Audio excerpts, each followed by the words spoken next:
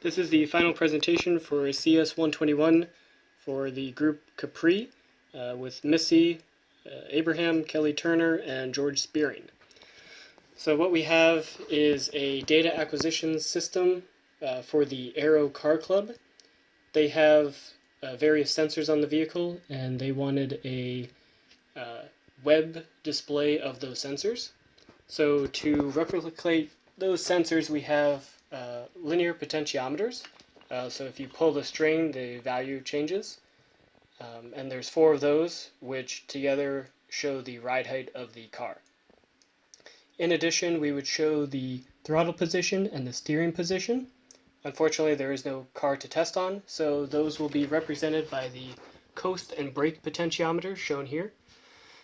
The potentiometers function electronically the same as the steering and throttle positions would, so all we would have to do is tie it into the car system and it would function the exact same.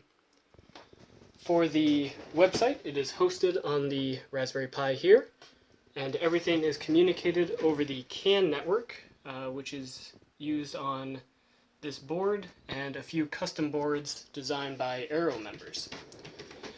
So the website that is being used right now is just blank, but if we go over to these tabs here, we can see if we go to the ride height, we have 4 charts that show the damper positions of the vehicle that correlate to the linear potentiometers. So if we change one of these values, so we'll start with the rear left damper, and the yellow is hard to see, but if we change the position here, then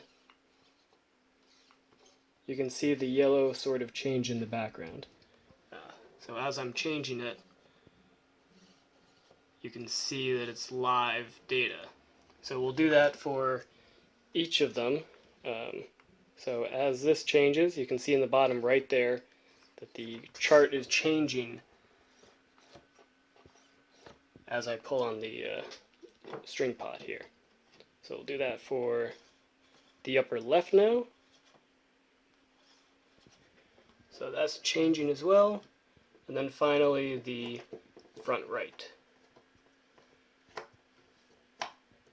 And there is some, you can see that there's spikes even when I'm not touching anything, and that's just due to some noise in the system, and the string pots are also very sensitive due to their nature. So these small values that they're changing, plus or minus 4 or 5, is not uncommon and well within tolerance for Aero. So if we go over to the throttle position sensor, we will see that we have a very similar chart that just displays it over time. And then while we change this here,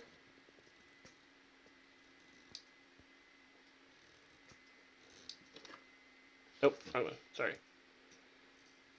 So we change this, we can see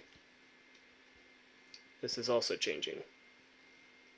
So similar principles there, but changing the throttle position for the coast potentiometer, and then finally the steering position, which is represented here. And again, very similar plot.